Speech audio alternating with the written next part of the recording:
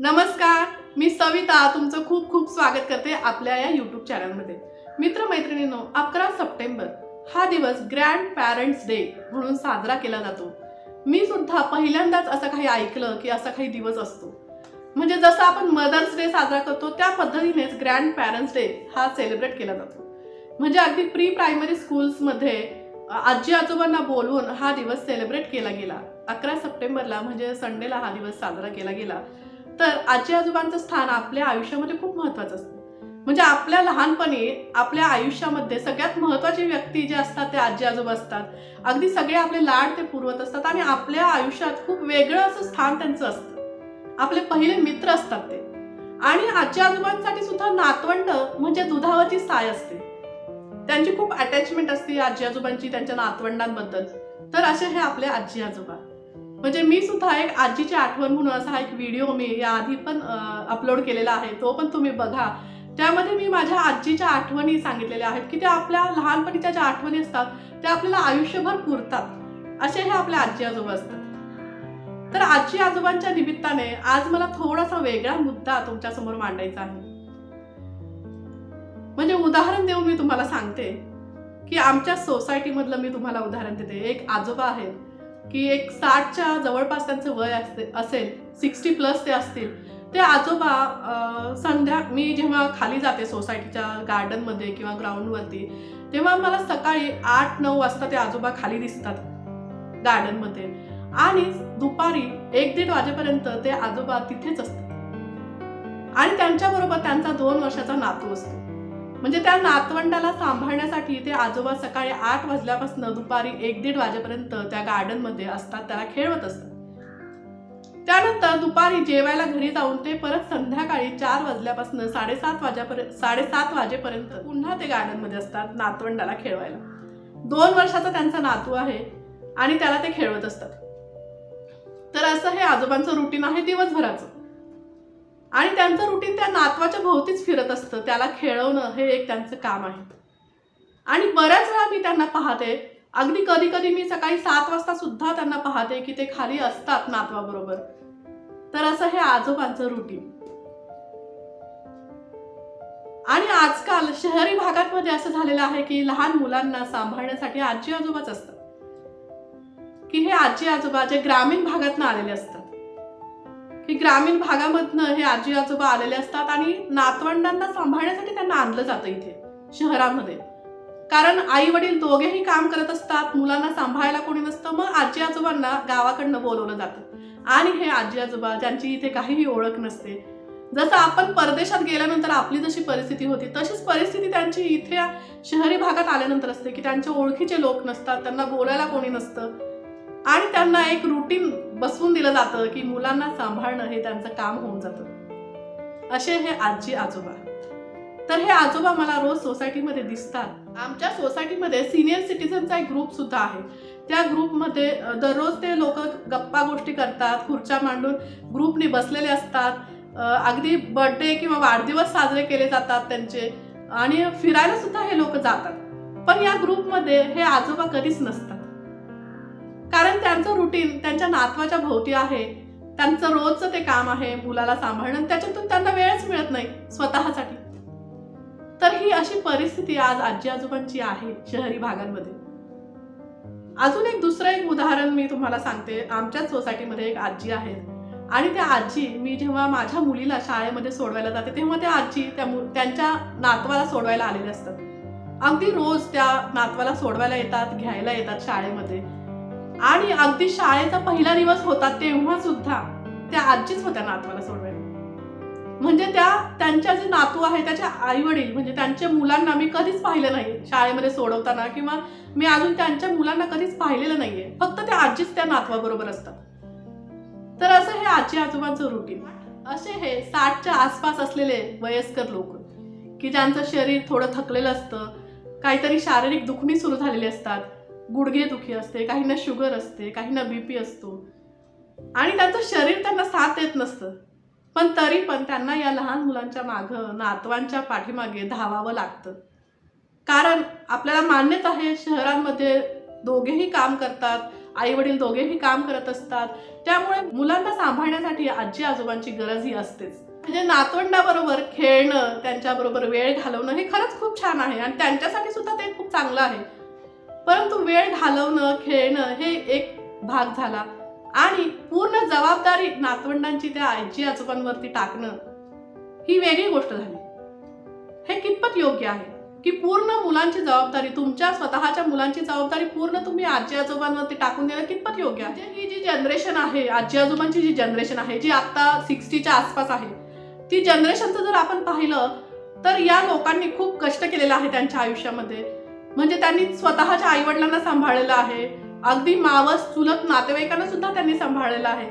आणि तो काळ असा होता की त्यावेळेस त्यांचं लहानपण सुद्धा त्यांच्या आई वडिलांच्या धाकामध्ये गेलेलं आहे, तरुणपण त्यांचं सगळं कष्टामध्ये गेलेलं आहे की मुलं, संसार, नोकरी हे सांभाळता सांभाळता त्यांची दमछाक झालेली आहे. आणि हे सगळं तरुणपण त्यांनी त्यांच्या मुलांना सांभाळण्यामध्ये, आई वडिलांना सांभाळण्यामध्ये घालवलेलं आहे. आणि जर त्या 60च्या आसपासच्या ज्या स्त्रिया आहेत त्यांचं जर आयुष्य आपण पाहिलं तर त्यांनी सुद्धा सासूच्या हाताखाली त्यांचं आयुष्य घालवलेलं आहे. घरामध्ये खूप जबाबदारीने त्यांना वागावं लागलेलं आहे, प्रत्येक गोष्टीमध्ये त्यांना इन्व्हॉल्व्ह होऊन काम करावं लागलेलं आहे. आणि त्यांचं तरुणपण हे असंच गेलेलं आहे. पुरुषांचं सुद्धा काबाड कष्ट करण्यामध्ये आयुष्य गेलेलं आहे. अशी ही जनरेशन, आता जी 60च्या आसपासची जनरेशन आहे, ज्यांचं वय आता 60 वर्ष आहे, अशी ही जनरेशन त्यांचं आयुष्य अशा पद्धतीने गेलेलं आहे. आणि आता कुठे 60च्या आसपास त्यांना थोडीशी उसंत मिळालेली आहे, थोडीशी फुरसत त्यांना मिळणार असते, तेवढ्यात अशी नातवंडांची जबाबदारी आपण त्यांच्यावरती टाकून मोकळे होतो. हे कितपत योग्य आहे? म्हणजे या पिढीने स्वतःचं असं आयुष्य जगलेलंच नाहीये. त्यांचं आयुष्य त्यांच्या आई वडिलांना सांभाळण्यात, मुलाबाळांना सांभाळण्यात, नोकरी सांभाळण्यात, काबाड कष्टामध्ये त्यांचं आयुष्य गेलेलं आहे. आणि आता कुठेतरी चांगले दिवस त्यांना येतील असं वाटत असतं, तोपर्यंत ही एक नवीन जबाबदारी त्यांच्यावरती टाकली जाते. ते मान्यही करतात, अगदी आनंदाने ते त्यांचं काम करत असतात, ती जबाबदारी ते आनंदाने उचलतात. पण शेवटी त्यांचा विचार पण आपण करायला पाहिजे. त्यांचं शरीर थकलेलं असतं, त्यांना वेगवेगळे आजार असतात. म्हणजे तरुण लोक सुद्धा मुलांना सांभाळताना त्यांची दमछाक होते, तर हे तर वयस्कर लोक असतात, त्यांची किती दमछाक होत असेल लहान मुलांना सांभाळताना, त्यांच्या मागे पळताना आणि दिवसभर त्यांच्या मागे असं पळताना या लोकांना किती त्रास होत असेल याचा विचार कोणीच करत नाही. म्हणजे त्या आजोबांचं उदाहरण घेतलं तर ते दिवसभर मला खालीच दिसतात सोसायटीमध्ये, त्यांना किती दमायला होत असेल. आणि लहान मुलं किती पळतात, किती मस्ती करतात, किती त्यांच्या मागे आपल्याला किती दमछाक होते सगळ्यांची. आणि अशा या लहान मुलांच्या मागे आजी आजोबा दिवसभर त्यांची जबाबदारी त्यांच्यावरती टाकणं कितपत योग्य आहे? कारण ही जनरेशन जी आहे ती जनरेशन खूप दाबली गेलेली आहे, सगळ्या बाजूंनी त्यांना दाबलं गेलेलं आहे.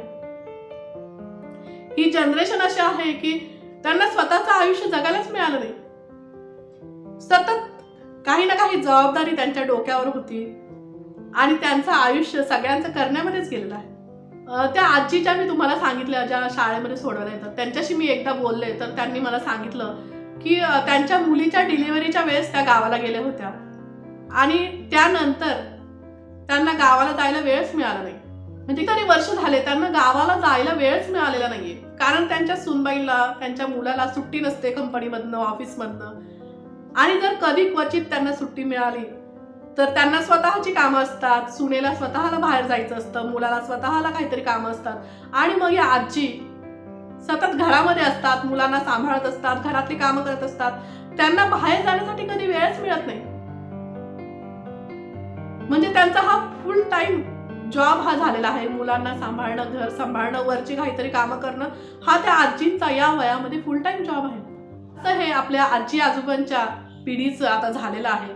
शहरी भागामध्ये या आजी आजोबांना खूप अशा गोष्टींना तोंड द्यावं लागत आहे आणि हे सगळं ते आनंदाने करत आहेत, ते कुठल्याही गोष्टीला नाही म्हणत नाही, परंतु आपण पण त्यांचा विचार करणं आवश्यक आहे. म्हणजे झिम्मा पिक्चर जर तुम्ही पाहिला असेल, झिम्मा हा मराठी पिक्चर आहे, त्याच्यामध्ये सुहास जोशी यांचं एक कॅरेक्टर आहे, ते याच पद्धतीचं आहे की ठीक आहे आम्ही करतो सगळं, मुलांचं करतो, नातवांचं करतो, पण आम्हाला सुद्धा स्वतःचं आयुष्य आहे, हे रिअलायझेशन कुठेतरी मुलांना व्हायला पाहिजे.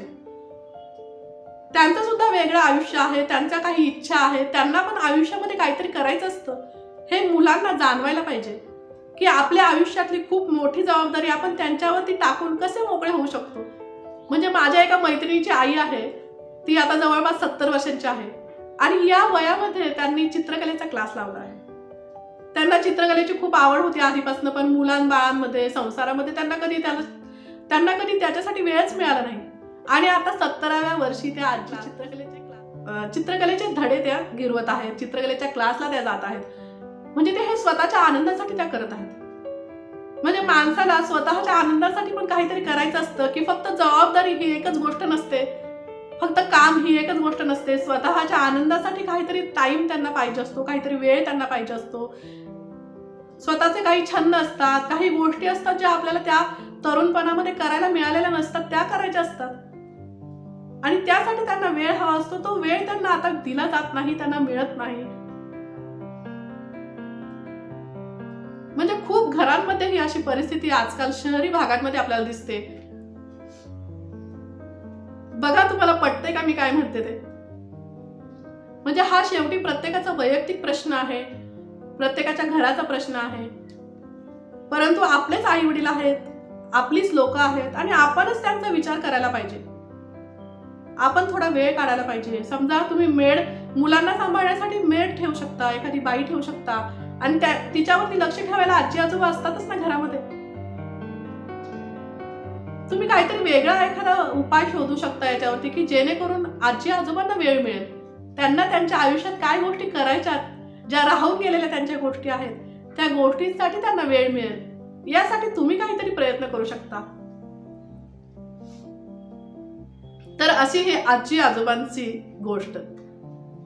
ग्रँड पॅरेंट्स डे कसा करायचा साजरा? ग्रँड पॅरेंट्स डे थोडासा विचार करूयात आपण त्यांचा, आजी आजोबांचा थोडा विचार करूयात. आपल्या मुलांना खेळवणारे हे म्हातारे हात, थकलेले हात, हे थकलेले शरीर यांचा आपण थोडा तरी विचार करूयात. म्हणजे आपण स्वतःचा किती विचार करतो. आपण दमलेलो असलो, आपण फ्रस्ट्रेट झालेलो असलो, आपण खूप कंटाळलेलो असलो तर आपण बाहेर फिरून येतो, कुठेतरी टाइम घालवतो, काहीतरी टाइम स्पेंड करतो, आपल्या एन्जॉयमेंटचा आपण विचार करतो. परंतु आपले आई वडील की ज्यांनी आपल्याला स्वतःला पण सांभाळलेलं आहे, त्यांचा संसार सांभाळलेला आहे आणि पुन्हा आपली मुलं पण ते सांभाळत आहेत, आपली किती मोठी जबाबदारी ते उचलत आहेत. तर या आजी आजोबांचा विचार आपण करायला हवा. प्रत्येकाचा प्रश्न आहे, प्रत्येकाने तो कसा सोडवायचा हा त्याचा निर्णय आहे. परंतु आपल्या लोकांसाठी आपण तो निर्णय घ्यायला हवा. आपल्या माणसांसाठी आपण काही गोष्टी ऍडजस्ट करायला हव्यात. आपल्या माणसांसाठी आपण काही सोल्युशन्स याच्यावरती काढायला हवे.